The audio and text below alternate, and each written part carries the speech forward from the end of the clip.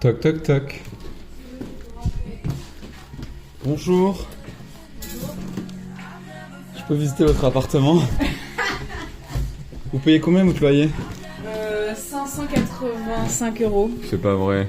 Bah si, c'est vrai. Incroyable ça. C'est fou, hein. Ah, ça fait son petit linge. T'as allumé les micros? Tout est allumé. Ah, même moi je suis allumée. Je suis allumée. T'es grave allumé toi. Je sais pas si on me voit. Oui, Bah, si si, je me mets là, regarde. c'est nickel. Ouais, c'est bien, tu peux même te rapprocher un tout petit peu si tu veux de moi. Non. Non, tu veux pas? Ok, c'est pas grave. Si, si.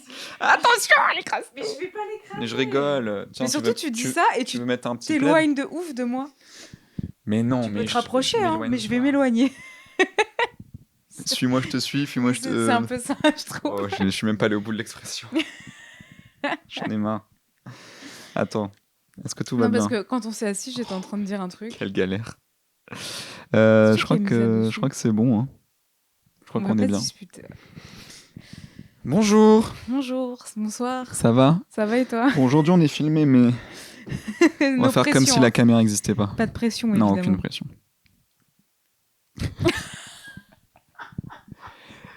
En fait, là, j'avoue, ça fait quand même 3-4 heures qu'on papote de 1001 trucs. T'es arrivé à midi, je crois. C'est vrai. Et je me suis dit, enfin, à un moment donné, on aurait dû allumer les micros à un moment. Je te l'ai dit, hein. On l'a pas fait. C'est vrai que tu me l'as dit.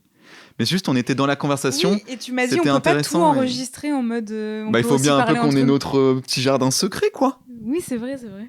On va pas tout partager avec tout le monde. C'est vrai. Non, mais et du coup, j'ai l'impression qu'on a épuisé notre capacité de deep talk pour aujourd'hui. Moi, jamais. Toi, jamais. Jamais. Genre là, je peux partir. Hein. Je prends mon T'es téléphone. inépuisable sur le deep talk? Inépuisable. Parce que tout peut être deep. C'est ce que j'aime dans la philosophie. Par exemple. Titre. Non. Tout peut être deep. Tout peut être deep. Ça dépend. Philosophie, c'est une personne tout ou pas? peut être deep. Genre Deep le maudit. Trop bien. Pardon, excuse-moi. Non, vraiment, tout peut porter à réflexion très profonde. Moi, j'adore. Bah, en vrai, oui. Tu peux toujours trouver un sujet, je pense, qui amène à réfléchir. Mais enfin, moi, j'aime bien dire à tous les gens qui nous écoutent et tout, à chaque fois qu'ils nous font des retours et tout. C'est marrant, mais le premier truc que je dis, c'est souvent, pour définir le podcast, c'est de la philosophie de comptoir. Et c'est pas péjoratif dans ma bouche, c'est juste que pour moi, c'est vraiment... on aborde des sujets, on n'est pas forcément très renseigné dessus non plus, mais c'est juste nos ressentis personnels, tu vois. Enfin, il n'y a aucune... Il n'y a aucune prétention à faire du développement personnel avec une vraie réflexion derrière. Bah si, de ouf. Moi, j'ai un avis là-dessus. Non, mais on a tous un avis. Mais ce que je veux dire, c'est qu'on n'a pas... Enfin, je me sens pas extrêmement renseigné sur les sujets qu'on aborde. Mais et juste, je le fais au feeling, tu vois. C'est pour ça que j'ai dit que c'est de la philosophie de comptoir. Oui, mais justement, c'est là où moi, j'ai un avis très tranché sur le sujet. C'est qu'on est tous légitimes de parler de ça sans pour autant avoir des références. On n'est pas obligé d'être une référence. Mais je suis complètement d'accord. Et du coup, on est légitime. Enfin, c'est des choses qui nous arrivent. Je dis pas qu'on n'est pas légitime. Je dis juste que ça reste la discussion que tu as avec tes potes quand tu parles un peu. Oui, mais t'as dit, on est... Non, c'est quoi le mot que t'as dit? On n'est pas très renseigné? Bah si. Oui, on est renseigné dans le sens où c'est de notre vécu et de notre vie dont on parle. Mais j'aurais aucune prétention à donner des conseils de développement personnel ou de conseils de vie comme le ferait un psy. Mais en soi, un psy, ça se trouve, des fois, il est moins adapté à une situation et il a moins de clés que quelqu'un qui va te parler comme ça, qui a vécu la même chose. Enfin, on peut en parler de ça parce que c'est un sujet qu'on a abordé avec Mathieu à la soirée. On part direct là-dessus. Ouais. Où on se disait que, sauf si tu veux redire bonjour aux gens. Non. Où on se disait que, en fait, c'est très dur de mettre de côté... tu sais, le fait qu'un psy, c'est un être humain comme un autre. Un ami payant, comme ils disent dans... un ami payant. Et donc quelqu'un qui potentiellement n'a même pas les clés lui-même, tu vois, pour se sortir de certaines situations, qui parfois sont les situations desquelles tu veux sortir et pour lesquelles tu vas le voir. Et en fait, ils sont pas forcément compétents. Tu vois ce que je veux dire? Non, bah oui. En soi... Il y a des mauvais psys aussi, enfin, comme il y a des mauvais docteurs. Comme il y a des mauvais êtres humains. Voilà, exactement. Et du coup, pour moi, genre, t'as pas... c'est un débat que j'ai eu par rapport à la philosophie, tu vois.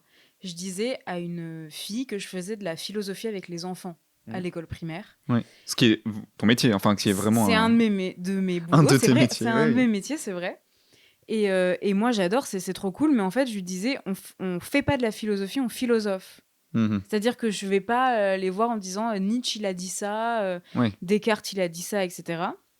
Et en fait, je trouve ça beaucoup plus intéressant comme façon de faire de la philosophie, de philosopher, c'est-à-dire juste de parler et d'aborder des grandes questions, que de revenir sur des références comme Nietzsche et Aristote et tout ça. En tout cas, c'est complémentaire. Parce que moi, je pense que c'est important de travailler sur des références et des textes parce qu'ils ont étudié longuement la question. Mais en tout cas, je suis d'accord avec toi, ça doit être complémentaire. Moi, j'avais un super prof au lycée de philosophie qui a été hyper dans ça. Il avait une partie de son cours, vraiment, on parle des références, on parle des textes, et puis il y a le programme. Et puis, pendant 15-20 minutes pendant mon cours, à un moment donné, on va juste faire de la discussion libre et donner un peu tous nos idées. Mais voilà, ça, c'est hyper... En fait, ça, c'est le fondement de la philosophie pour moi. C'est-à-dire que... L'agora, quoi. Oui, c'est ça. Mais il y a un moment où ça se perd dans les études. Par exemple, j'ai un peu étudié la philo. Et même, j'en discutais avec une fille qui est avec moi au conservatoire qui fait de la philosophie. C'est qu'à un moment, tu te perds dans ces références. Ça devient le centre, le noyau dur de tes cours. Ça devient parfois recracher des théories ou des comment on pourrait dire, ouais, c'est ça, des théories avancées ou des principes avancés par des philosophes, et tu vas les recracher, débattre dessus, mais tu perds un peu ce truc de philosopher toi-même sur les sujets qui sont abordés. Tu parles toujours avec un peu le masque d'un gars qui a dit ça, je dis gars, je sais pas si c'est péjoratif, mais d'un philosophe ou d'une philosophe qui a dit ça. Et des fois, on revêt même plus notre masque à nous, alors que à la base, c'est quand même des gens. Certes, ils ont une notoriété maintenant, mais souvent à l'époque, ils étaient même pas reconnus pour être des philosophes. Ils ont été reconnus a posteriori. Ouais. Et c'est des gens qui faisaient juste que discuter, exactement comme nous, on le fait, mais sans prétention, hein, sur des sujets, tu vois. Des sujets de la vie courante, des remarques qui se sont faites. Et donc souvent, moi, quand j'ai étudié la philosophie, il y a plein de fois où, avec mes profs, on a eu ce petit accrochage de j'ai pas assez de références, mais en même temps, ils pouvaient pas me mettre une mauvaise note ou me critiquer parce que j'avançais bien mes arguments et je faisais bien tout ce qu'il fallait. Juste, ça manquait de références. Et à un moment, j'étais un peu en mode de mais pourquoi à chaque fois je dois justifier ce que je pense, et alors même que je me fais moi-même l'avocat du diable de ce que je pense, tu vois. Pourquoi je dois le justifier avec d'autres personnes qui ont aussi dit ça, donc du coup ça met, tu vois, enfin je sais pas comment dire. Ouais, mais il y avait un cursus pédagogique aussi dedans, c'était un peu différent, quoi. Mais en fait, ce qui est important, c'est que j'ai pas besoin, enfin en tout cas, je me suis un peu calmée là-dessus, mais j'avais pas besoin qu'un tel ait dit ça avant moi pour le penser. Genre, il l'a pensé comme des milliards d'autres êtres humains. Mais je crois que c'est pas la prétention de la philosophie. Le problème, c'est que des fois, ça tend sur ça, je trouve. Mais peut-être dans la pédagogie de la philosophie, mais pas dans ce que disent les textes eux-mêmes. Ah non, pas dans les textes, c'est ce qu'on en fait, en fait. C'est ce qu'on en fait. Des fois, je trouve ça problématique.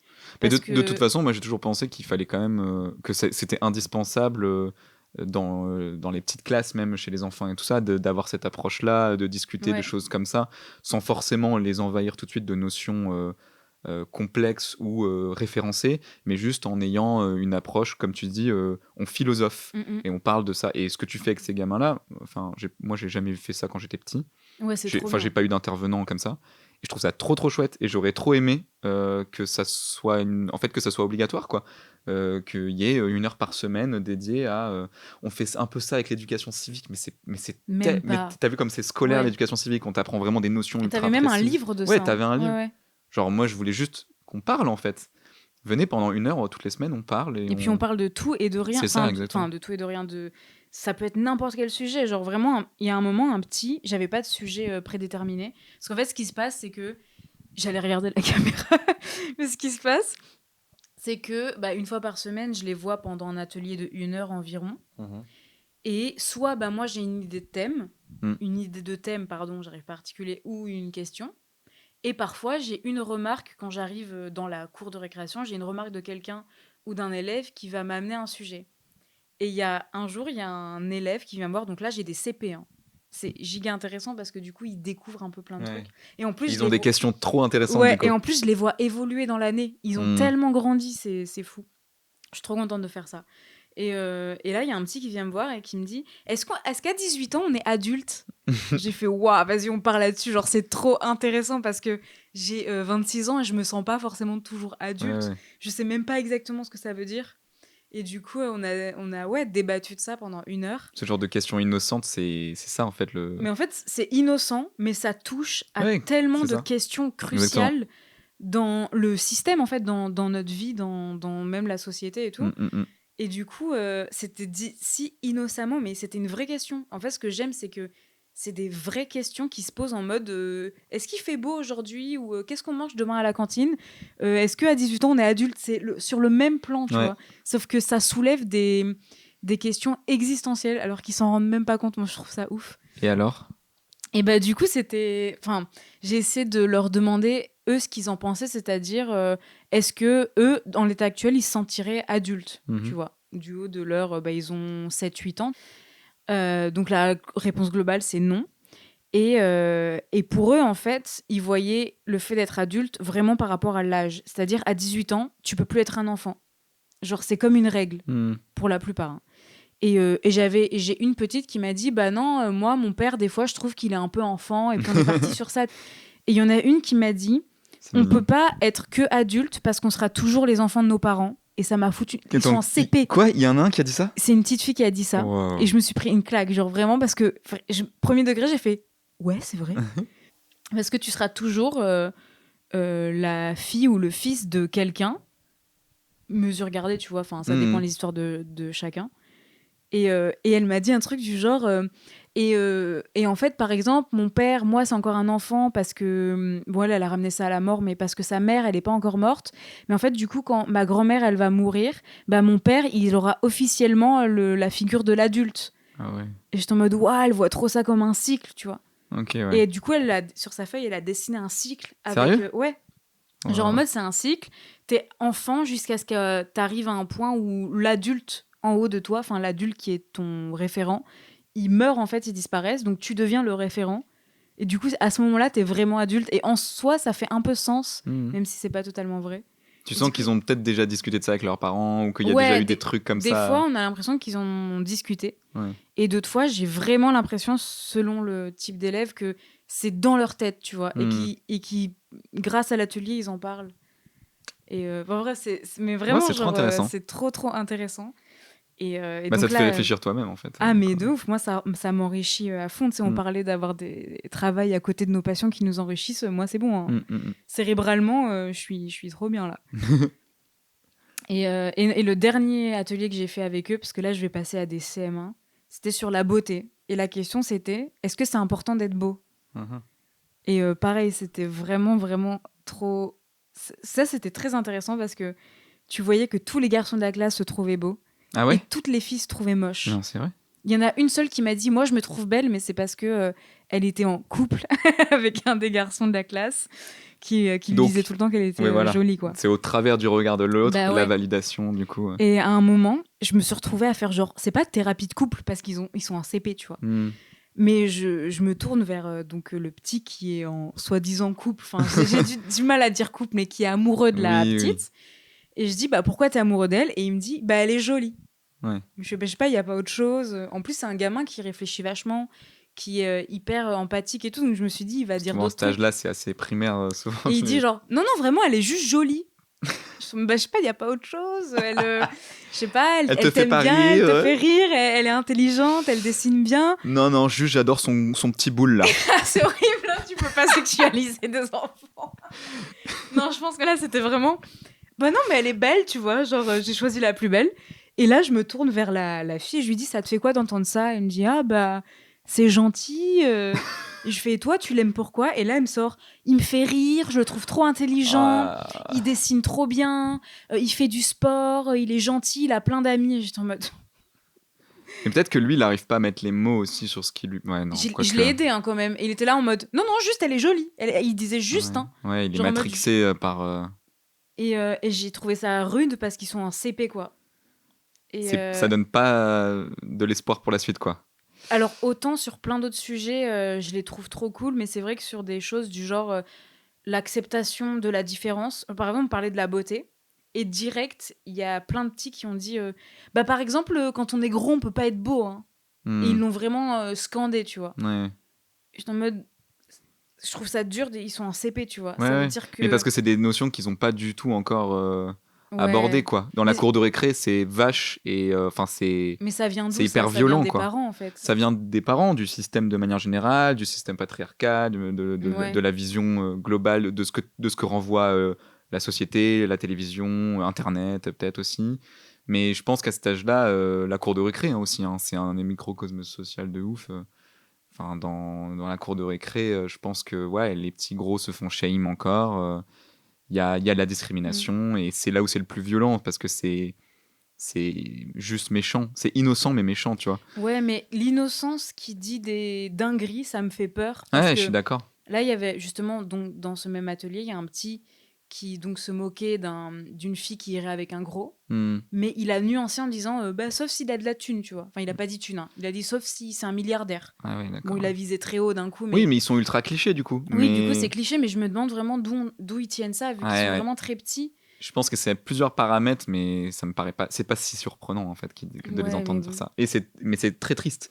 Mais justement, ce travail que tu fais, je pense que en fait aussi c'est des approches qui sont intéressantes à avoir jeunes avec ces enfants-là pour pas qu'ils tombent dans ces archétypes, dans ces clichés, dans ces visions systémiques, tu vois, de problématiques sociales comme celle-ci, quoi. Mais c'est souvent les filles qui ont moins de clichés. Ouais. Mais est-ce que c'est parce que quand t'es une petite fille, j'allais dire tu réfléchis plus, mais c'est pas ce que je veux dire. Est-ce que ta sensibilité, elle est un peu plus développée parce qu'on lui accorde plus de liberté? Parce que est-ce que dès qu'ils sont petits, déjà, les garçons, on leur dit... Exactement, mais je pense que c'est ça. Leur sensibilité, peut-être. Exactement. Et du coup, chez les petites filles, ça naît un peu plus facilement parce que c'est pas entravé. J'arrive pas à savoir parce que... C'est pas entravé, voire même on leur dit que c'est encouragé, que c'est encouragé. Et c'est dans un sens intéressant, mais du coup, dans cette valeur, dans cet équilibre du coup avec les garçons, ça fonctionne pas, quoi, du coup. Il faudrait que tout le monde soit traité de la même manière, que tout le monde, qu'on accorde une sensibilité, une liberté à la sensibilité autant aux garçons qu'aux petites filles. Et pourtant, les garçons sont aussi sensibles. Ils arrivent à parler de leurs sentiments, ils arrivent à dire qu'ils pleurent, mais du coup, c'est un peu un mystère pour moi. J'arrive pas à comprendre à quel moment il y a le clivage, tu vois. Ouais. Quand j'ai une petite qui me dit non, mais on s'en fiche d'être beau ou belle parce que c'est la beauté du cœur qui compte, je suis en mode waouh. Genre, c'est trop beau. Enfin, la meuf, la petite, elle a. Ouais, mais elle a entendu ça où, tu vois. Oui, mais en fait, elle le dit en le comprenant. Là où un garçon, il va dire ah oui, c'est vrai, mais ça veut dire quoi exactement? Bon, là, je fais vraiment garçon-fille. Je sais pas si c'est une très bonne idée de réfléchir comme ça, mais c'est en tout cas ce que je vois. Enfin, et puis, j'ai vu que quelques classes. Mais du coup, j'ai essayé de me mettre à leur place quand j'étais en CP. J'ai pas trop de souvenirs. Et souvent, quand je les vois, je me questionne parce que je sais pas ce qu'ils vont retenir de ça. T'as des souvenirs de quand t'étais petit ou pas? De CP, par exemple? Oui, j'ai des souvenirs, ouais. Après, des trucs très clairs sur notre manière de voir le monde à cet âge-là, non. Ouais. J'ai des souvenirs plus de moments de vie, tu vois, mais pas forcément de la manière dont pensaient les enfants et dont moi je pensais.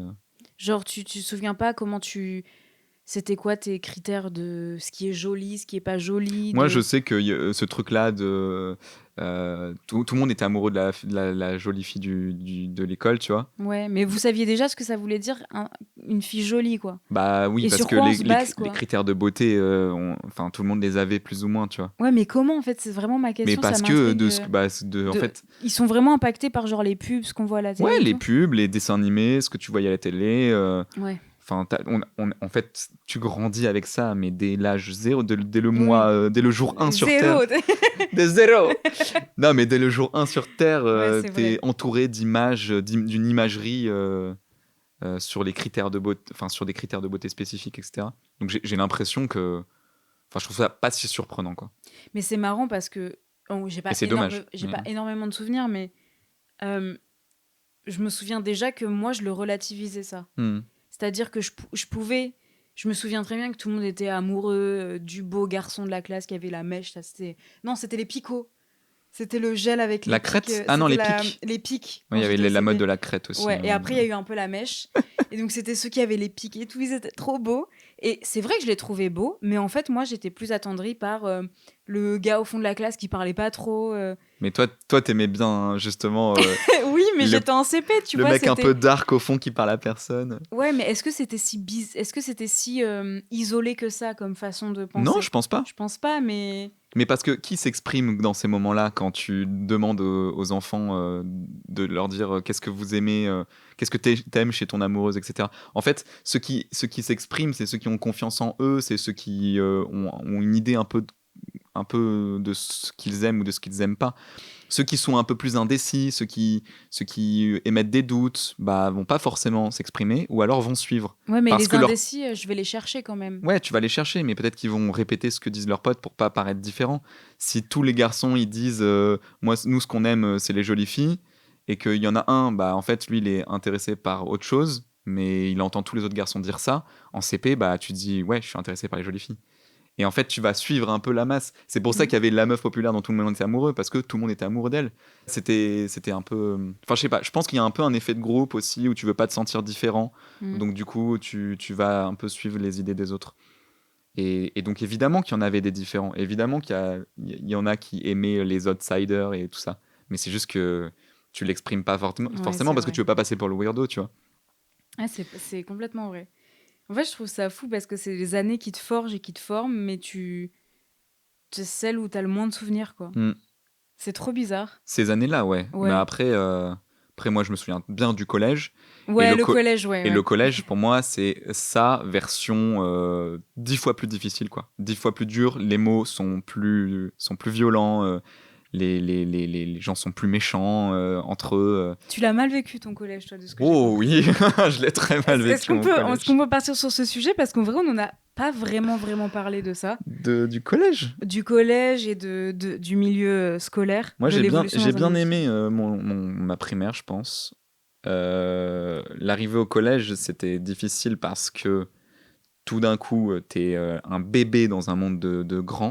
Mais vraiment un bébé, quoi. Un sixième, enfin, c'est vraiment un enfant, alors que t'avais réussi à être le grand de la primaire, quoi. T'arrives dans un monde où tu te sens ridicule, où tu as envie encore de jouer aux cartes Yu-Gi-Oh! Et de faire des camps. Et en fait, si tu fais ça, bah, tu te fais détruire, en fait. C'est genre, tu passes vraiment pour le loser. Après, t'es pas le seul sixième, mais... T'es pas le seul sixième, sauf que moi, j'avais l'impression que tout le monde avait pris très vite le pli.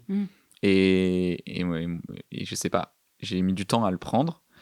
Et en fait, je pense que je l'ai jamais vraiment pris parce que je suis resté tout mon collège un peu le loser, tu vois. Toi, t'étais le loser dans ton collège, du coup?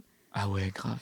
Mais ça se caractérisait comment? Enfin, quand je dis le loser, c'est... On te le disait, on te le faisait sentir? Non, mais j'étais clairement pas à l'aise, quoi. Ça m'arrivait de passer des récréations entières enfermées dans les toilettes parce que je savais pas quoi faire d'autre. J'allais voir des groupes En fait, je me souviens que j'étais avec des groupes d'amis, mais c'était pas mes amis, quoi, tu vois. J'étais avec eux parce que je savais pas quoi faire d'autre, quoi. Et du coup, j'attendais que le temps passe, et eux, ils déconnaient, ils faisaient des trucs, et puis des fois, ils me faisaient chier, tu vois, ils me chambraient et tout. Je détestais vraiment ces moments-là, je les ai haïs. Mais en même temps, je savais pas quoi faire d'autre parce que j'avais que eux. Donc du coup, j'étais là comme un pion. Tu voulais pas être seul, donc t'allais. Et je voulais pas être seul. Et à un moment donné, j'ai eu un peu un autre groupe d'amis, un peu plus dans ma vibes à moi, tu vois. Sauf que je me plaisais pas de ouf non plus avec eux. Genre, parce que je sais pas, on avait rien vraiment en commun et puis on passait du temps, mais voilà. Et puis à un moment donné, j'ai dit à ma mère, je veux plus passer les 2 heures là qu'il faut passer entre midi et 2, je trouve ça trop long. C'était insupportable. Donc du coup, je rentrais à midi chez moi. D'accord. Ah oui, t'as trouvé une solution. Ouais, du coup, je passais juste les 15 minutes du matin et les 15 minutes du soir en récré, là. Ou les 30 minutes, je sais plus combien de temps ça durait. Et les midi et 2, j'y échappais. Et j'étais très content d'y échapper parce que c'était vraiment insupportable, quoi. Et je suis arrivé au lycée, c'était vraiment la libération, quoi. J'étais trop content. J'étais trop content du lycée. Je sais pas, enfin, la seconde, c'était un peu difficile, mais je commençais à avoir des potes. Et puis à la première terminale, je me suis fait vraiment un groupe de potes avec qui on s'entendait trop bien. Mais comment ça a changé, du coup? Je sais pas, en fait, je pense que c'était juste... Il fallait juste que je rencontre les bonnes personnes. Juste des personnes qui étaient bienveillantes et qui juste s'intéressaient à qui j'étais et qui me voyaient pas juste comme un weirdo. Enfin, j'étais pas un weirdo. J'étais juste...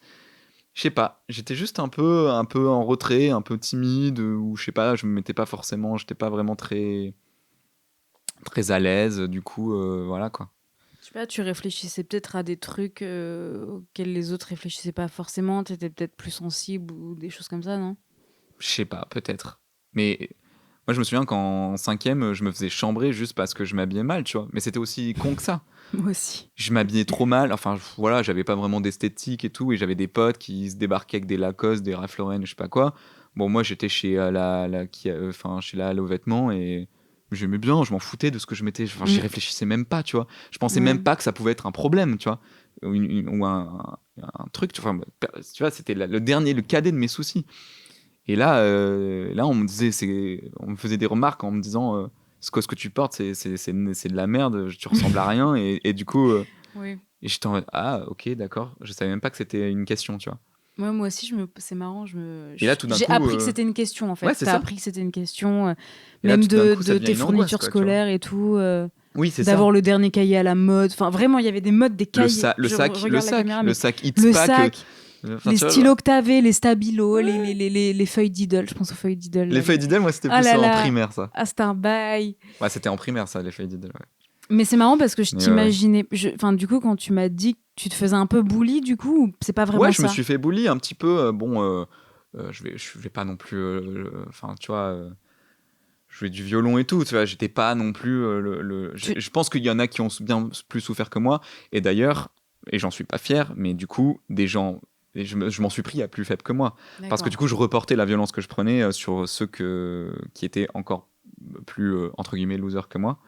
Et il y en avait, parce qu'il y a toujours plus loser que toi, quelque part. Et quand tu le trouves, bah, tu t'en prends à eux. Et je me moquais d'eux pour pouvoir être dans le... Aïe. Mais oui, mais bien sûr. Mais parce qu'en fait, on était tous, le bully de quelqu'un d'autre. Oui, tu vois. oui. Enfin, non, je pense qu'il y a des gens qui l'étaient pour personne. Moi, mais je crois pas avoir bully quelqu'un. Ouais. Mais parce que j'étais le dernier qu'on bulliait. J'étais la dernière bully, je sais pas comment on dit. Ouais. Donc, je pense pas avoir bully quelqu'un. Il y a juste une fois, je crois que c'était en CM2, il y a un nouveau qui est arrivé en cours d'année. Et il avait été adorable avec moi, alors que tout le monde me bulliait un petit peu, même si j'avais des amis... Enfin, j'expliquerai après, mais j'avais des amis qui en même temps étaient un peu mes bourreaux. C'était un peu bizarre. Enfin, en fait, c'est pas bizarre, ça arrive souvent. Et ce gars-là arrive trop mimes, il s'en fout en fait des groupes qu'il y a, juste il aime quelqu'un, il lui dit, tu vois. Ouais. Et j'ai vu ça comme de la faiblesse que je pouvais, je sais pas, retourner à mon avantage. Et j'ai été odieuse avec cette personne, alors qu'il était adorable. En plus, il était vu comme un beau gosse parce qu'il était grave mignon, ce petit, tu vois. Il avait, tu sais, un peu d'argent, genre, c'était une genre, bonne famille avec genre des moyens et tout. Les gens le savaient un peu, genre, il avait une bonne position dans l'école, tu vois. Il était pourtant gentil avec moi. Et moi, j'ai été, mais odieuse. Je faisais que le repousser. Juste pour avoir ce truc de qu'est-ce que ça fait un peu de... Mais j'ai fait ça qu'une seule fois avec une seule personne. Bah ouais, mais en fait, c'est un peu un mécanisme de défense aussi. En fait, le collège, c'est la survie, quoi. Donc parfois, ton moyen de survivre, c'est malheureusement de s'en prendre aux autres. Et j'en suis vraiment pas fier. Après, je pense que... Donc toi, t'as fait ça au collège, c'est ça ? Ouais, au collège. Mais franchement, j'étais largement loin d'être le pire. Mais bon, quand ça arrive, quoi. Et il faut reconnaître ses torts aussi. J'ai pas été parfait et tout lisse non plus, quoi. Donc non, c'est une période, mais je pense que c'est une période terrible pour... Enfin bon, tout le monde en a déjà parlé de ça, mais la période collège, l'adolescence de manière générale, entre tes 14 et tes 18, c'est... Enfin, t'es quand même bien fucked up, quoi. Hein. Tu commences à découvrir la vie, tu commences à t'as toutes tes hormones qui tirent dans tous les sens. Je sais pas, c'est très compliqué, ouais. Je sais pas. Bah, moi, en fait, ça me fait bizarre de me dire que j'ai eu ce... Ah, tu vois, ça me stresse, je tends mon jean. Ça me fait bizarre de me dire que j'ai eu une enfance comme j'ai eu. Parce qu'aujourd'hui, je suis plus du tout comme ça. Ah, et que ça m'atteindrait plus, en fait. Et que même, ça me donnerait de la force. Bien sûr. Mais ça a mis tellement longtemps parce que moi, j'ai été... on peut dire que j'ai été harcelée quand même très longtemps. jusqu'à ma fin collège. Et un tout petit peu, il y a une meuf qui a essayé en seconde. Ça se trouve, un jour, elle va tomber sur ce podcast, elle va se reconnaître. Elle a un peu essayé et ça n'a pas du tout fonctionné, mais elle essayait un petit peu de mois en mois, tu vois. C'était grave drôle, mais ça marchait pas et on sentait elle essayait, tu vois. Ça me faisait trop, trop rire. Bref, et non, mais moi, mon problème, c'était mon poids. J'étais la meuf grosse de toutes les classes et les écoles où j'allais, en fait. Parce que j'ai fait que prendre du poids toute mon enfance. Au début, ça allait à peu près. Et après, genre, je sais pas, il y a eu une perte de contrôle globale pour plein de raisons. Et moi, j'étais chambrée sur ça, tu vois. Et donc, les gamins sont vraiment méchants. Ouais, sur le physique, de toute façon, ça taille. C'était... Du coup, plus on se moquait de moi, plus je grossissais, tu vois. Plus j'avais mes TCA qui reprenaient de plus belle et tout. Et j'étais isolée, etc. Mais du coup, j'essayais de me faire des potes, mais c'était des potes qui, toutes les 2 semaines, me jetaient. Donc, je savais jamais. Il y a des semaines, j'étais contente d'être à l'école. Et j'adorais l'école, d'ailleurs, bizarrement. J'adorais y être parce que c'était mieux que chez moi. Et j'adorais y aller, mais selon les semaines, je savais pas si j'allais avoir des amis ou pas. C'était trop bizarre. Et en plus, quand j'étais au primaire, ce qui était très étrange pour moi, c'est que j'étais amie avec les meufs populaires de l'école, donc celles que tout le monde aimait, celles dont les garçons étaient amoureux, bref, on s'en fout. Et donc j'étais amie avec elles, j'allais chez elles, on faisait des pyjama parties et tout, leurs parents m'aimaient bien, machin. Sauf qu'en fait, en même temps, elles me détestaient. Donc j'étais amie avec les populaires et en même temps, elles me jetaient toutes les 5 minutes, tu vois. Ouais. D'ailleurs, elle me jetait d'une façon tellement créative. Un peu comme ce que je te disais, du coup, où moi j'étais avec des gens. C'était un peu des gens populaires aussi, oui, tu vois. Voilà, mais c'est trop bizarre. Mais juste, j'étais un pion à côté, quoi. Et puis... Ouais, t'es un peu genre la 5e roue du carrosse. Genre, des fois, ils t'utilisent. Des fois, quand ils sont tout seuls, ils viennent vers toi. Mais en plus, genre, c'est ce que j'allais te dire. Et c'était des gens qui me jetaient d'une façon hyper créative parce qu'en fait, ces filles, quand elles en avaient marre d'être mon amie, elles se réunissaient. Elles créaient une chanson, elles l'écrivaient. Et elle me l'a chanté avec des rimes et tout. Ah non, c'est affreux. Pour me dire qu'elle ne voulait plus être mon amie. Genre, elle le chantait en chœur et tout. Ouais. Voilà. C'est affreux. Voilà. Et quand elle faisait ça, moi, affreux. Mais comment tu peux prendre autant de temps pour t'acharner sur quelqu'un? Je sais pas. Mais en fait, c'était bizarre de se dire que je suis restée longtemps amie avec des gens qui m'enfermaient aux toilettes. Qui me chantaient des chansons en me disant qu'elle voulait plus être mon amie parce que j'étais moche, grosse, machin, qui me frappaient. Vas-y, c'est quoi les chansons un peu là? Ah, je m'en souviens plus. Hein. Vraiment, elle se mettait en cercle. Je te fais un beat. Hey, Isée, t'es vraiment moche. On veut pas être ton ami. Notre amitié, c'est fini.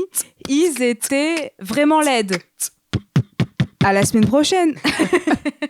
C'était un peu des trucs comme ça. Oh, quel enfer. Et elles se donnaient des... Je sais même pas si elles s'en souviennent, parce qu'il y en a qui me suivent encore maintenant, si vous vous en souvenez. Genre, vous arriviez à vous répartir les rôles des paroles dans la chanson. Non mais quoi? Genre, il y avait... Je te promets, et il y avait... C'était pas un refrain, mais c'était une phrase qui tournait, et là, elles se réunissaient. Et elles la chantaient ensemble. C'était les Spicy Girls. C'était Spicy, les connasses girls. C'était un truc de ouf. Et désolée de vous traiter de connasse, mais sur le moment, c'est un peu une action de... Bah oui, on peut le dire. Non, voilà, oui. Après, c'est des gens qui ont grave évolué. Et j'ai réussi à garder du lien avec ces personnes en plus, tu vois. Déjà, à l'époque, je savais, c'est trop bizarre, j'avais 7 ans, mais je savais que elles allaient pas rester comme ça pour toujours. Ouais. Je savais qu'elles avaient pas un mauvais fond. Ouais, tu savais que les gens, de toute façon, évoluaient et que... Et donc, du coup, je restais. Mais en fait, j'étais trop gentille parce que c'est pas parce que les gens ils vont évoluer que t'es obligé de subir leurs conneries, tu évidemment. vois. Mais du coup, c'est marrant ça. Le schéma, il s'est répété plus tard dans mes amitiés, même si je me suis un peu plus renforcée. Je suis restée avec des gens qui me faisaient du mal. Mais en mode, en fait, ça va évoluer, je vais évoluer avec eux. Mais un peu au détriment de ma santé mentale. Tu mettais beaucoup d'espoir dans les gens, quoi. Ah, mais je m'investis toujours dans les gens. En fait, j'ai investi un peu dans... On en avait déjà parlé de ça. C'est un peu comme à la bourse, sauf que je suis là, je vois des chemins de vie. Ouais. Un peu comme... quand tu... Comment t'appelles ça, tu investis en bourse, c'est ça? Ouais, t'investis, ouais. Bah, du coup, je vois des lignes de gens et puis je me dis, putain, je vais investir sur lui parce que j'ai l'impression qu'il va grave... il va comprendre des choses. Mais on en avait parlé dans un épisode, je sais plus c'était lequel, mais dans le premier, peut-être. Dans le premier, je disais que que je voulais aller à fond dans les gens. Enfin, que limite, je voulais terminer les gens comme des saisons. C'est ça. Mais là, c'est encore autre chose. Là, c'est vraiment que je capitalise sur je sais pas pourquoi je fais ça, mais souvent, j'ai raison. Mais je subis quand même beaucoup jusqu'à ce que ça arrive. C'est au détriment de ta santé mentale, des fois, quand même. Mais en fait, c'est trop bizarre. Je vois des gens, je les analyse un peu, tu vois, et je me dis, waouh, il y a un potentiel ici, il faudrait que là, ça s'améliore, mais on peut tendre à ça. Et je vois trop le potentiel. En fait, c'est ça, je vois le potentiel chez les gens. Ça fait un peu, je vois le bon chez les gens, mais c'est un peu ça. C'est-à-dire que je vois dans les gens ce qui peut être trop bien, qui peut être... c'est plutôt cool, du coup, c'est plutôt positif. C'est cool, mais du coup, c'est pas bien parce que dans un autre sens, pardon, tu vois pas ce qui est mauvais. Ouais. Tu vois pas ce qui est mauvais, parce qu'il y a une différence entre voir le potentiel et voir que le bon. En voyant le potentiel et en me disant que ça peut donner une très bonne personne, j'ai tendance à minimiser les côtés... Peut-être c'est un truc que tu fais de moins en moins, ça aussi. Je le fais presque plus d'ailleurs, parce que ça m'a un peu coûté. Et du coup, je vois toujours le potentiel, mais j'investis plus mon énergie dedans. Et tu disais tout à l'heure un peu que tu te faisais body shamer, quoi. En gros. Ouais, putain, de ouf. Moi, je trouve que c'est quand même très différent parce qu'en effet, toutes les personnes en surpoids ou les personnes grosses de manière générale se faisaient vraiment shame, mais vraiment tous, sans exception. Genre, j'ai pas le souvenir d'une salle de classe où il n'y avait pas un gros qui se faisait shame. Tu vois, et du coup, j'étais vraiment... Enfin, ça me faisait... Enfin, des fois, tu sais, il y a tout le monde qui s'y met et tu te dis, mais en fait, ça peut détruire vraiment des enfances, quoi. Et après, tu comprends ce qui se passe quand il y a des cas de suicide ou des trucs comme ça, ou des... Bon, bref, des années de thérapie derrière, quoi. C'est même pas... Non, mais t'as raison en plus, parce que... Bon, il n'y avait pas que ça dans ma vie, mais le truc du body shaming par rapport à mon poids... déjà à 8 ans, moi j'avais envie de me foutre en l'air, genre de juste quitter mon corps, tu vois.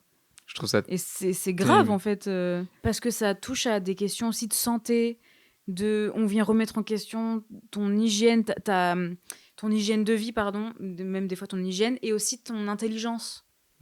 Parce que souvent, le petit gros, il est censé être un peu débile, tu vois. Ouais, c'est ça, ouais. Et surtout, même les parents, c'était pas que les enfants.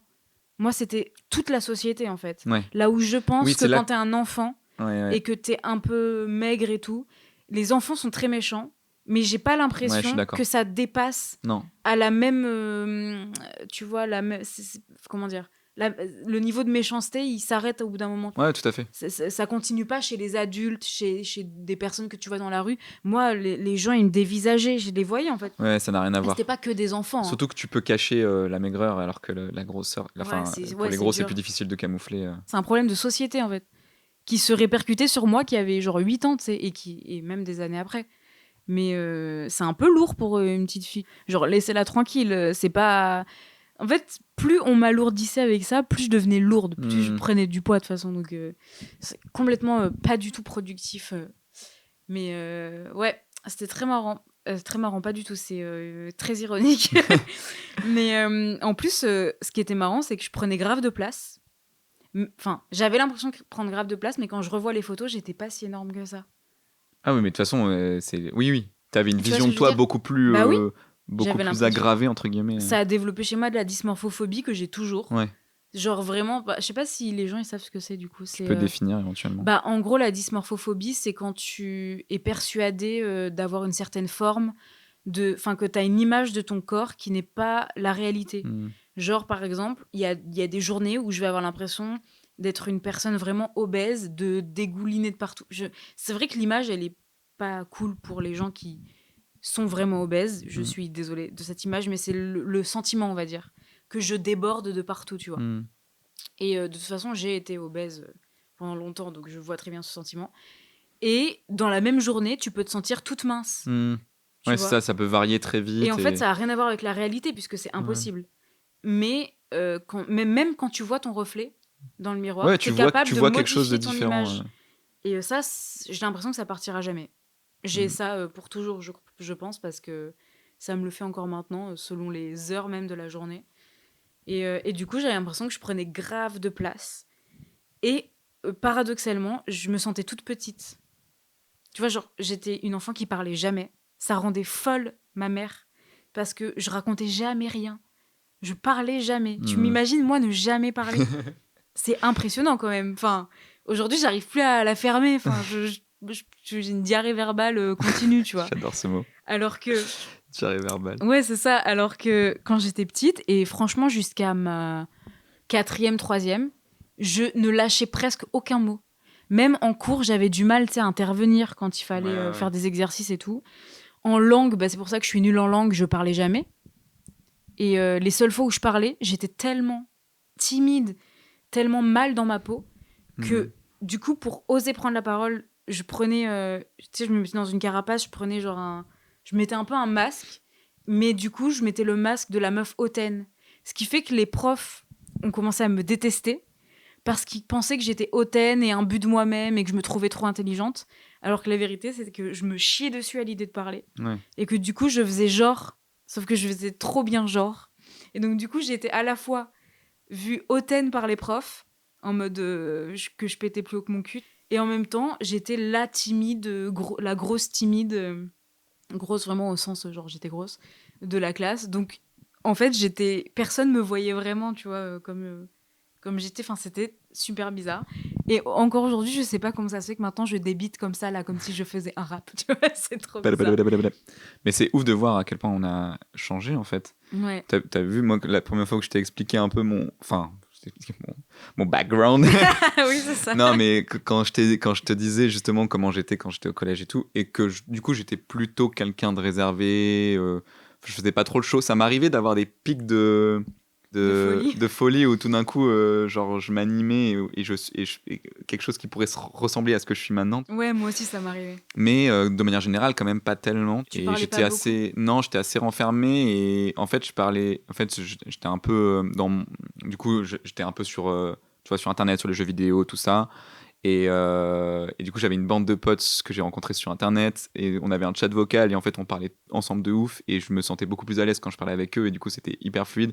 Ce qui est d'ailleurs assez marrant parce que dans ce groupe de potes, il y avait des gens. Moi, j'avais 15-16 ans à l'époque et il y avait des gens qui avaient 30 ans en fait dans ce groupe. Sérieux? Oui. Et il y avait des gens entre 20 et 30 ans. Et parce que c'était des groupes, des gens qui venaient d'Internet, donc il n'y avait pas de rapport à l'école ou à un âge spécifique.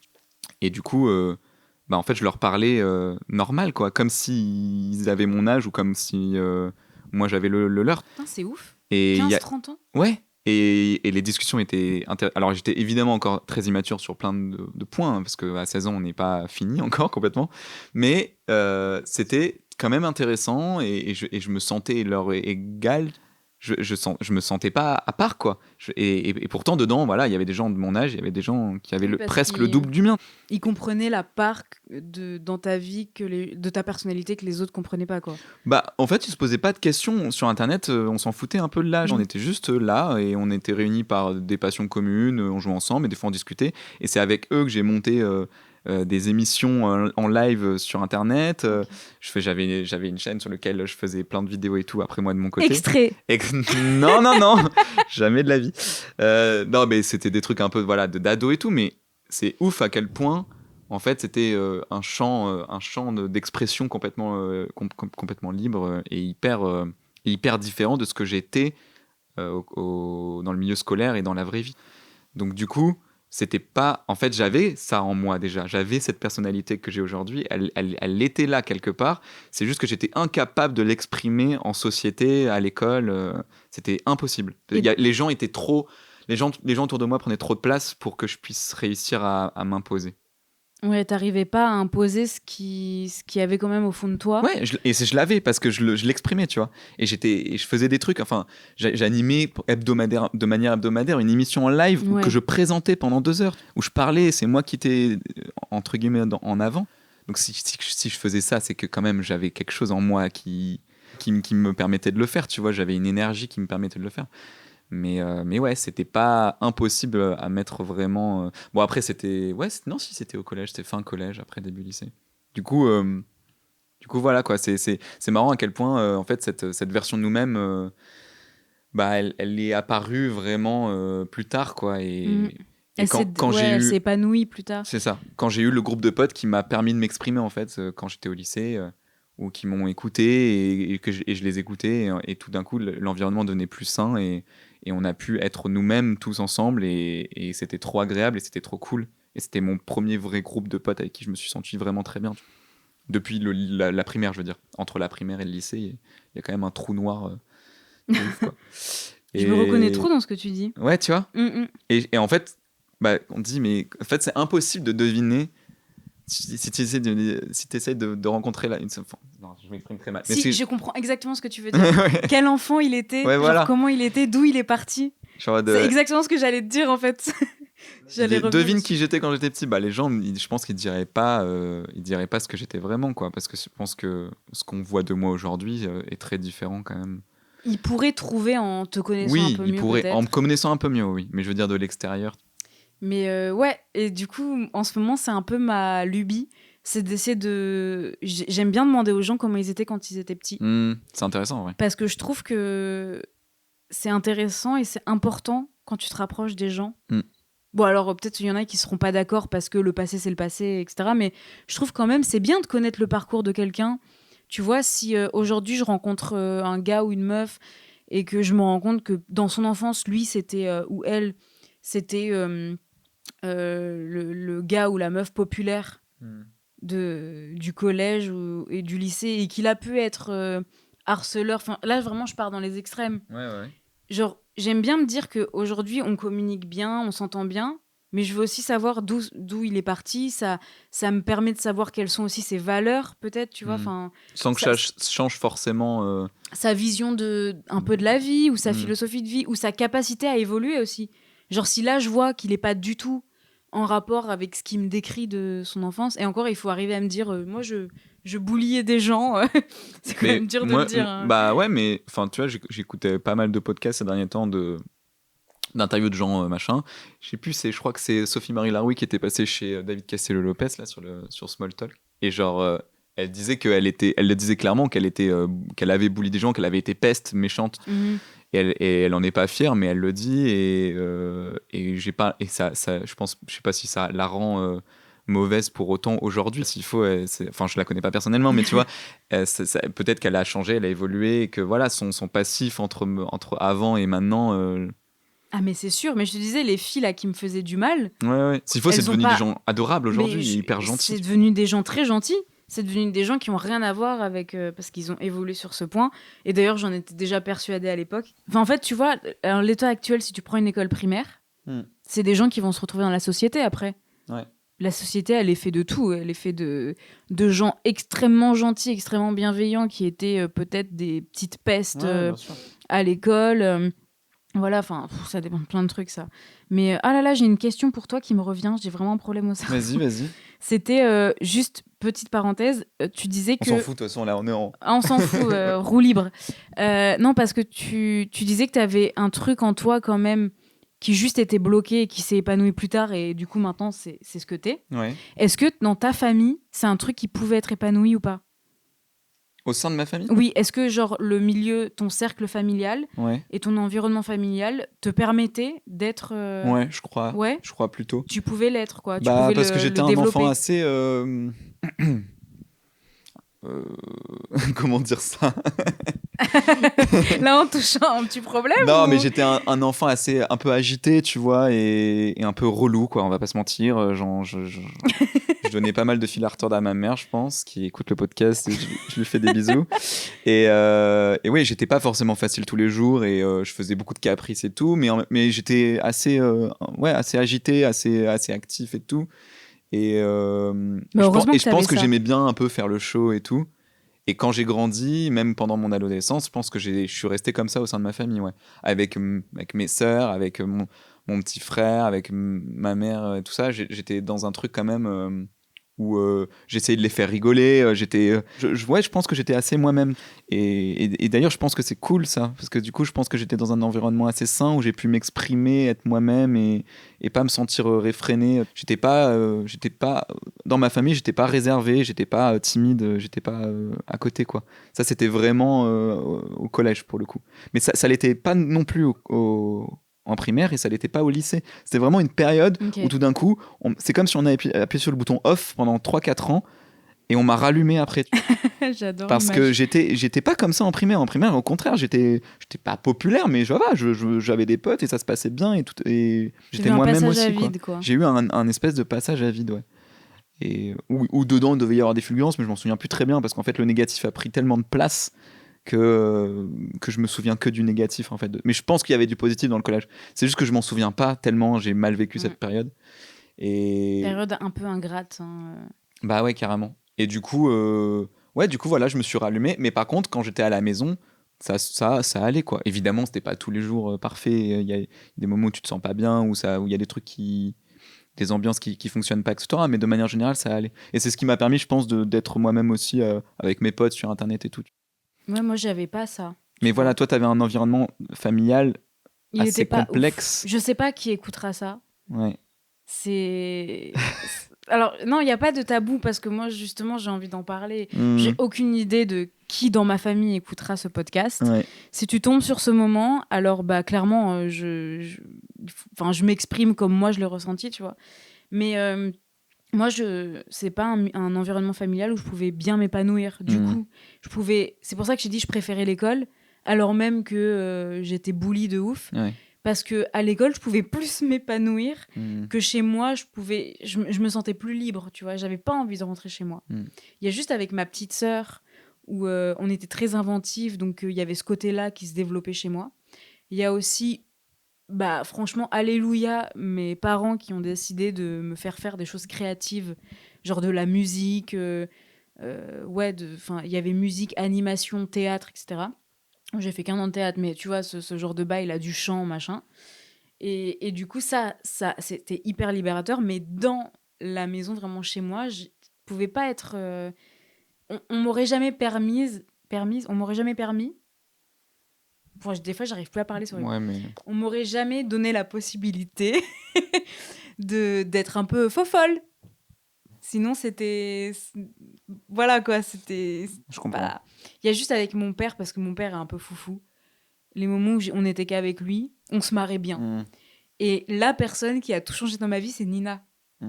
Parce que chez Nina, c'était... Mais tu pouvais... Donc, t'es un meilleur ami d'enfance, quoi.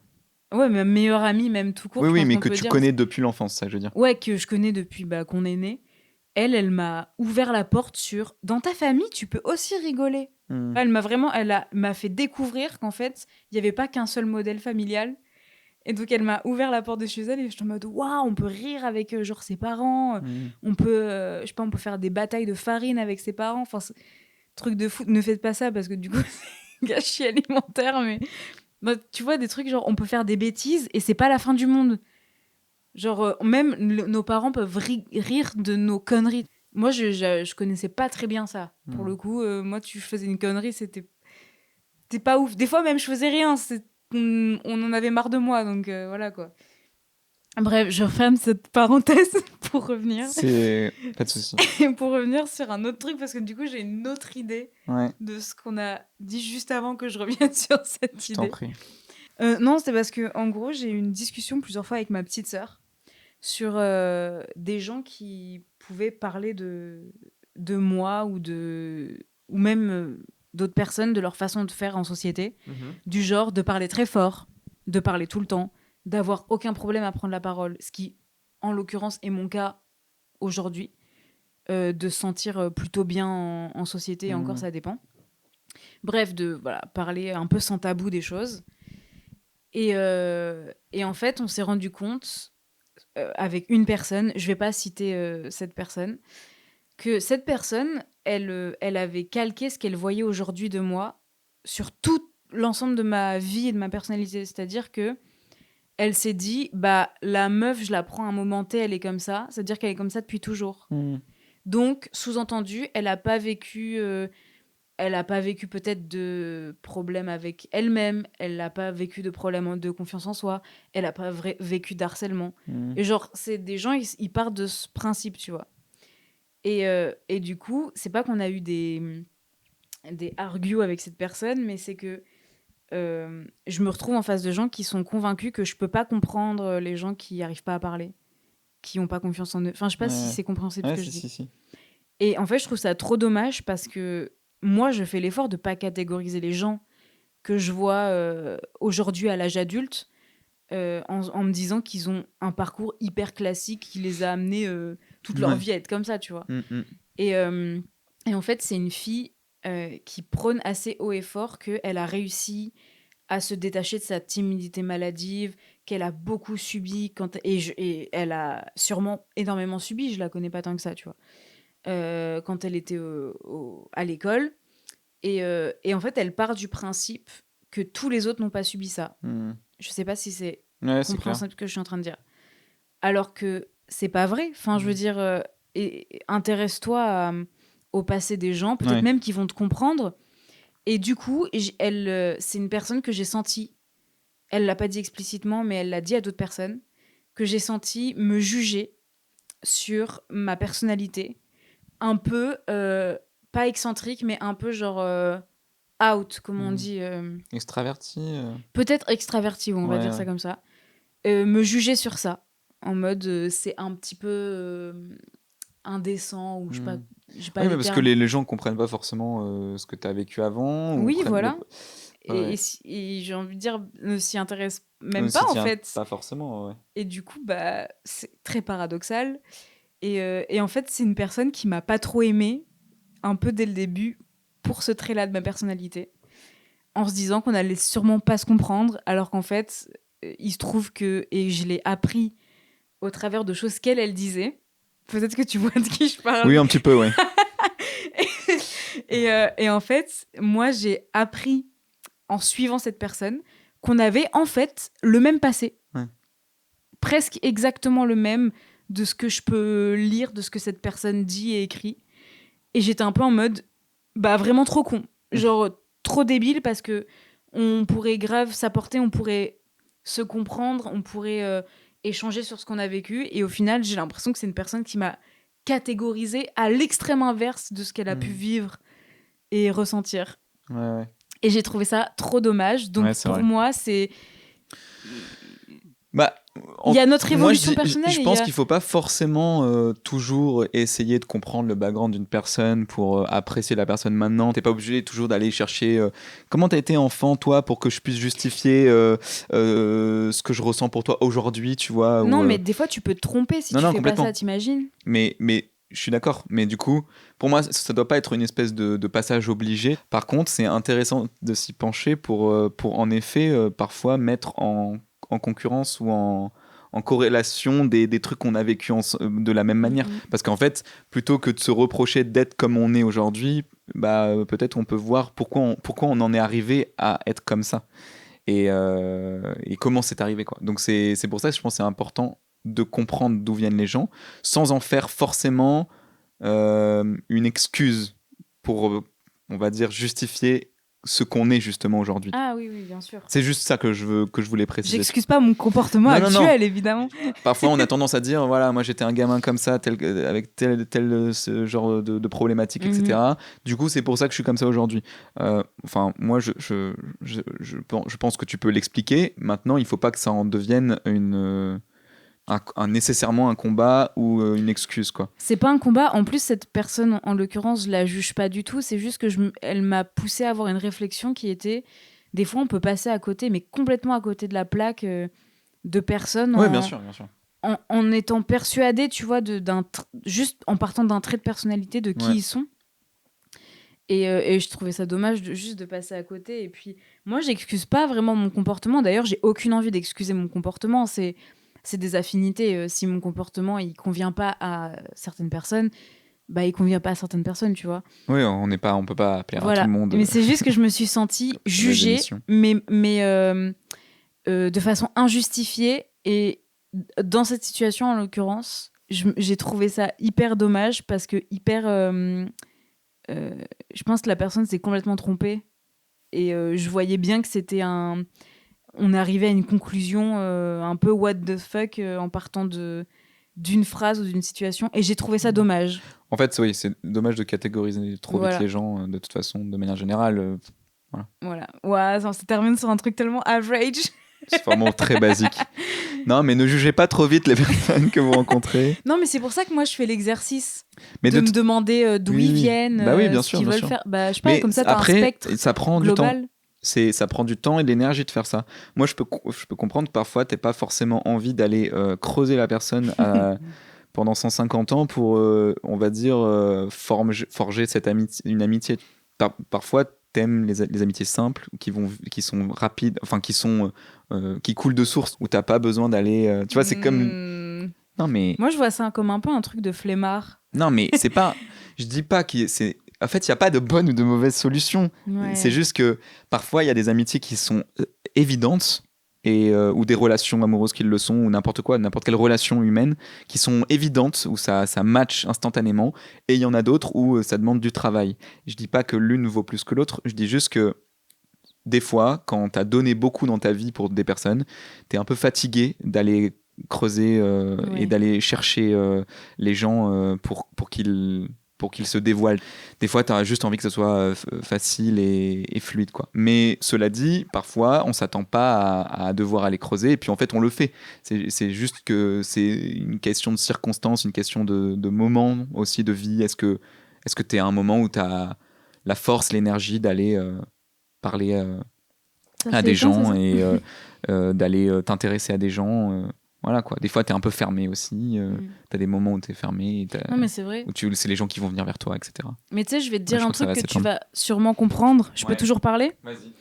Je vais te dire un truc donc que tu vas sûrement comprendre. C'est que j'ai tellement... Et à mon avis, toi aussi, j'ai tellement subi du fait que les gens... comme je t'ai dit, j'étais très timide, etc. Je m'exprimais très peu. Donc j'ai, pendant longtemps, pas eu l'occasion de montrer qui j'étais. Tu parlais de ce truc au fond de toi qui s'est épanoui plus tard. T'as pas eu la possibilité de le montrer comme t'aurais voulu le montrer pendant longtemps, du coup. Ben moi, j'ai un peu subi ça, et surtout, j'ai subi le fait que il y a eu très peu de gens, pendant toutes ces périodes qui ont essayé d'aller voir s'il y avait quelque chose et qui sont juste arrêtés à elle parle pas, elle est hyper timide, voilà.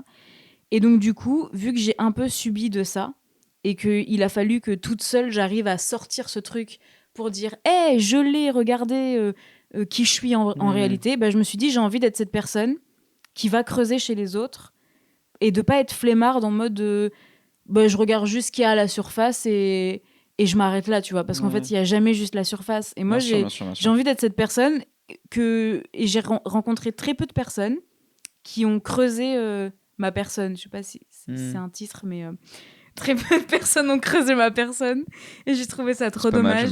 Et donc maintenant, vu que j'arrive moi-même à déterrer les choses et à les balancer sur les gens, j'ai décidé d'aller creuser les gens. C'est de l'énergie, hein. Par contre, c'est beaucoup d'énergie, mais je trouve ça trop intéressant. Je le fais un peu moins parce que je me suis un peu trompée en creusant. Je suis tombée sur des mines, si tu vois ce que je veux dire. Et du coup, voilà. Je voulais terminer là-dessus, en tout cas. Creuser, aller au-delà de la vitrine. C'est vrai. Voilà. Allez-y, creusez, je vous en supplie, creusez. Jusqu'à trouver une bombe. Tout le monde mérite d'être creusé. Marcher sur de la poussière. On va s'arrêter, je pense. On a beaucoup parlé. Oui. En fait, tu te rends compte, il est quelle heure là, s'il te plaît, juste 17h39. Tu es ici depuis Midi 30. Donc ça fait exactement 5 heures que t'es là. Ouais, trop longtemps. Non, mais on a enregistré. Non, je rigole. T'en as marre de moi. On a enregistré des sifflements pour ta musique aussi. C'est vrai. Non, des fois, on termine en lisant les petits trucs qu'on avait notés. Ah oui. Alors, donc c'est ce que j'ai. On pourrait pérenniser ça. Ouais. Genre en mode, c'est les smart. Non, les fast talk. Les fast talk, ok. Genre en mode, on a des petits sujets qu'on a annotés toute la semaine, mais juste, on ne les aborde pas comme un sujet qui fait 1 heure, mais juste comme un petit truc de 30 secondes, tu vois. Ouais, tu balances tes notes, quoi. Ouais. Vas-y, j'en ai beaucoup, moi. Mais parce que t'es pas obligé de tout mettre, hein. Mais juste Moi, il y a des trucs, genre, je sais qu'on peut tenir 1 heure dessus facile. Hein. Ouais, bah sinon, tu balances juste tes phrases et on se répond pas alors. Ah, et n'hésitez pas, si vous avez des sujets ou des réactions, à les mettre en commentaire ou à nous les envoyer sur Instagram, sur les _podcast, je crois que ça s'appelle comme ça. Ah ouais. N'hésitez pas à envoyer vos petites réactions et tout. Ça peut être cool de faire peut-être un épisode FAQ. Ouais, de genre ouf, où il y a vos pas forcément des questions, mais des pensées ou des choses que vous avez envie de dire par rapport à des épisodes.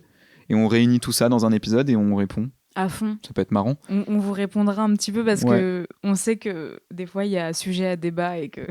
C'est ça. C'est vrai qu'à 2 c'est sympa, mais à plusieurs c'est mieux. Moi, je commence. C'est vraiment des trucs de stand-up limite. Les couples qui s'embrassent avant que le film commence au cinéma. Oh putain, c'est dur, hein. Genre, vraiment, tu sais, il y a ce truc-là où le film va commencer et t'as les trucs les logos des distributeurs au début. Et tu sais, genre, comme pour se dire à tout à l'heure, ils se font un bisou. Mais juste un petit bisou en mode hop, et puis c'est parti, genre. Alors qu'ils restent à côté tout le film, tu vois. Je dis pourquoi vous vous dites au revoir, vous êtes... Mais parce qu'ils vont chacun plonger dans leur univers. Mais je trouve ça à la fois très intéressant, du coup, comme comportement. Parce qu'un peu mignon, en mode salut à tout à l'heure, et on se retrouve après. Et en même temps, un peu agaçant. Parce que je suis célibataire et que ça me saoule de voir des gens s'embrasser devant moi. Mais en même temps, c'est bien parce que ça veut dire qu'ils vont respecter chacun la bulle de l'autre pendant le film. Ouais. Enfin, c'est ce qu'ils se disent en se faisant un petit bisou, quoi. C'est vraiment pas mal. Est-ce que j'avais déjà dit la phrase « c'est pas grave de rien dire d'important dès qu'on parle ». Je sais pas si c'est comment... Genre, c'est pas grave. Ouais, c'est pas grave d'avoir rien d'important à dire, en gros, quand on parle, quoi. On peut aussi parler de trucs pas ouf. Ouais. Et c'est OK, parce qu'il y a des gens qui se taisent parce qu'ils ont peur de dire, dire des trucs pas importants. Oui. Alors que... Bah ouais, non mais grave, en plus, si c'est les gens qui du coup hésitent à parler parce qu'ils ont l'impression que c'est pas important, on pouvait les rassurer en leur disant vous inquiétez pas, on peut parler de la pluie du beau temps, c'est cool aussi. Et surtout que quand tu parles, c'est que t'as une envie de parler, c'est qu'il y a un truc qui doit sortir, mais c'est pas grave si les mots sont pas ouf, enfin pas ouf, c'est pas ce que je veux dire, mais si c'est pas, chaque mot n'a pas à être intéressant, chaque pensée n'a pas... C'est vrai qu'il y a des gens qui se retiennent de parler. Allez, à toi, un autre. Je crois que ça venait d'un truc que j'ai écouté, parce que j'écoute beaucoup de podcasts pendant que je fais mes travaux en ce moment, mais je suis pas sûr. Il y a 10 ans, on pensait que la fin du monde, c'était l'explosion du soleil. Genre, tu sais, quand on était petit, on disait la fin du monde, c'est quand, en gros, l'étoile va... Enfin, le soleil va s'arrêter de fonctionner, va exploser, quoi. Et du coup, on était en mode, ça va être dans super longtemps, c'est dans des milliards d'années, tu vois. Alors que maintenant... Quand on parle de la fin du monde, et on est en mode, c'est peut-être dans 5-10 ans, quoi. Ouais, tranquille. Tranquille. Genre, elle est beaucoup plus accessible, la fin du monde, que t'imagines l'impact qu'on a eu sur le temps. On a rapproché la fin du monde de nous. C'est terrifiant. On est ouf. C'est vraiment fou, par contre. Oui, là, ça m'a un peu terrifiée de parler de la fin du monde. J'en balance une encore ou dommage, pas ? J'aurais dû être filmé tous ces trucs là, mais c'est pas grave. J'en balance une ? Vas-y. Ça me terrifie les gens qui n'ont jamais vécu seuls. Ah ouais. Ça me fait peur. Pour eux ? Non, je me dis, il y a des gens, jamais dans leur vie, ils ont vécu seuls, été seuls. Ils ont toujours été... Il y en a, ils ont toujours été... T'as peur pour eux ou t'as peur d'eux ? J'ai peur d'eux. Pourquoi ? Mais ça me terrifie. Ah d'accord. Je sais même pas. Moi j'ai peur pour eux parce que je me dis le jour où ils se retrouvent seuls justement ils vont. Ah oui, il y a aussi en fait, alors peur d'eux c'est méchant mais c'est pas la vibe méchante que je veux qu'ils ressortent mais je comprends en fait je trouve ça ouf. J'ai du mal à le concevoir, genre il y a des gens ils ont jamais été seuls. C'est vrai. Il y a une meuf qui m'a dit j'ai toujours été en couple depuis le collège. Ah en couple. Non, mais ça... je croyais que tu parlais seule, à habiter seule. Ça comprend aussi ça. Ça veut dire qu'à aucun moment, elle a habité seule parce qu'elle a toujours habité avec ses copains. D'accord, ok. Je suis en mode, waouh. Ouais. C'est dur. Enfin, moi, j'ai du mal c'est vrai que s'ils s'habituent à ça toute leur vie et qu'un jour, ils se retrouvent seuls, ça peut faire un petit... Bah ouais, parce que c'est important de se retrouver seul pour se construire, je sais pas. C'est vrai. Bref, ne rebondissons pas trop dessus. T'en avais une autre ou c'est bon ? Il y en a un qui peut faire un sujet un jour, donc je le garde de côté. Ok. Mais qui s'appelle Fêter son anniversaire ? J'adore. Et comme. Oui, je sais. Voilà. Ouais. En gros, moi je le fête pas, j'aime pas le fêter, j'aime pas les anniversaires. Enfin, j'aime pas mes anniversaires. Et du coup, je pense que ça peut faire un vrai sujet pour expliquer pourquoi, quoi. Bah ouais, moi je serais chaud dans le sujet.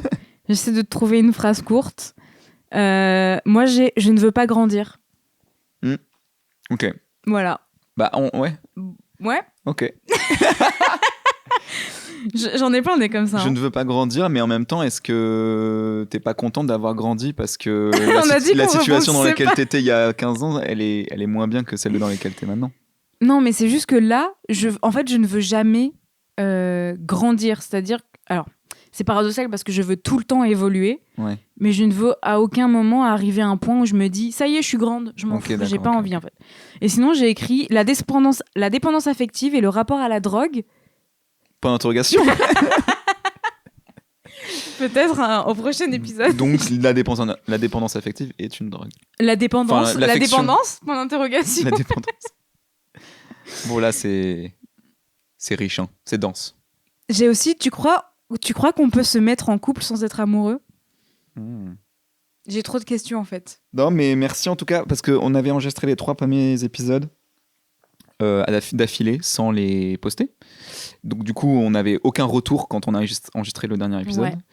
Et donc on savait pas du tout. Et là depuis entre celui-là et le dernier, du coup on a posté ces 3 épisodes. Du coup on a eu tous vos retours et tous vos remarques, tous vos commentaires et tout. Et ça fait grave plaisir. Grave positif en plus. On sait que vous avez envie de réagir à ce qu'on dit quand on le dit.